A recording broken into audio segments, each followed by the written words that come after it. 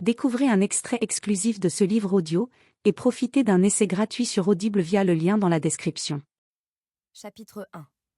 Millie. 3 mois plus tôt. Après 1 heure de récurage, la cuisine d'Amber Desgros est quasi immaculée.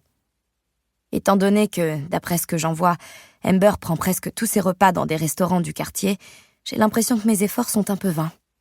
Si je devais parier, je dirais qu'elle ne sait même pas allumer son four ultra sophistiqué. Elle a une immense cuisine équipée d'un tas d'appareils qu'elle n'a pas dû utiliser une seule fois. Je suis prête à en mettre ma main à couper. Elle a un multicuiseur Instant Pot, un rice cooker, une friteuse air fryer et même un truc qui s'appelle un déshydrateur. Il semble quelque peu contradictoire qu'une personne utilisant 8 types de crèmes hydratantes différents possède également un déshydrateur. Mais qui suis-je pour juger ? Oui, bon, d'accord, je juge un peu. Quoi qu'il en soit, j'ai soigneusement essuyé chacun de ces appareils inutilisés, nettoyé le réfrigérateur, rangé plusieurs douzaines de plats et passé la serpillière tant et si bien que le sol est assez brillant pour que j'y voie mon reflet. Maintenant, il ne me reste plus qu'à lancer la dernière lessive et le loft des Desgros sera propre comme un sous-neuf. « Millie, mais où êtes-vous » C'est la voix essoufflée d'Amber qui me parvient jusque dans la cuisine. Du revers de la main, j'essuie quelques gouttes de sueur à mon front. « Par ici !» je réponds. Même si l'endroit où je peux bien me trouver coule un peu de source. L'appartement, résultat de la réunion de 2 anciens appartements adjacents, est grand, mais pas à ce point. Si je ne suis pas dans le salon, il y a toutes les chances pour que je m'active dans la cuisine. Amber y entre, élégance impeccable dans l'une de ses très nombreuses robes de créateur. Celle-ci est imprimée de motifs zébrés, avec un décolleté en V plongeant et des manches qui s'effilent jusqu'à ses poignets menus. Elle l'a associée à des bottes zébrées assorties, et bien qu'elle soit aussi douloureusement belle qu'à son habitude, je ne sais pas trop si je dois la complimenter sur sa tenue ou partir la chasser en safari. « Vous voilà !» lance-t-elle avec une pointe d'accusation dans la voix, comme si je n'étais pas précisément là où je suis censée être. « Je termine juste, je m'occupe du linge et... »« En fait, » m'interrompt Amber, « je vais avoir besoin que vous restiez. » Je grimace intérieurement. Je fais le ménage pour Amber 2 fois par semaine, mais je lui rends aussi d'autres menus services, notamment en babysittant sa fille de 9 mois, Olive. J'essaie d'être flexible vu que le salaire est mirobolant, mais m'avertir assez tôt n'est pas son fort. J'ai l'impression que chaque fois que je garde sa fille ici, elle me sort le couplet de la nécessité absolue.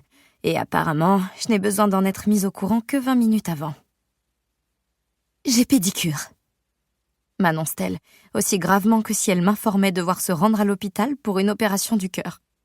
« Je voudrais que vous gardiez un œil sur Olive pendant mon absence. » Olive est une gentille petite fille. Ça ne me dérange absolument pas de la garder en général. En fait, la plupart du temps, je sauterais sur l'occasion de gagner un peu d'argent, vu le taux horaire exorbitant que me paie Amber, car il me permet de conserver un toit au-dessus de ma tête et de manger de la nourriture qui n'est pas récupérée dans une poubelle. Mais là, en l'occurrence, je ne peux pas. J'ai cours dans 1 heure. Ah.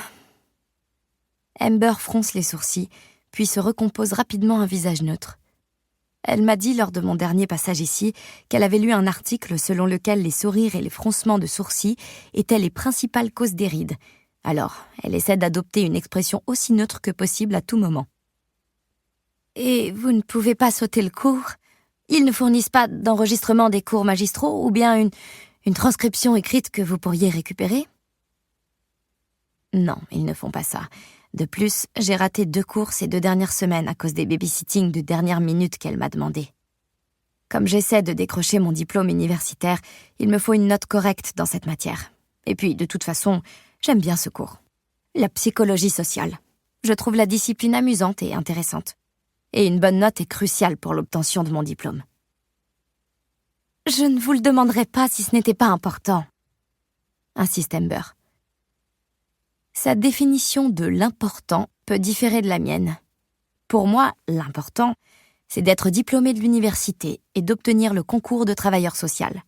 Je ne vois pas comment une pédicure pourrait être aussi importante. Non, c'est vrai quoi.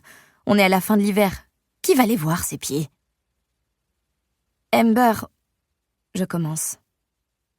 Comme par hasard, des pleurs aigus nous parviennent du salon. Même si je ne m'occupe pas officiellement d'Olive en ce moment,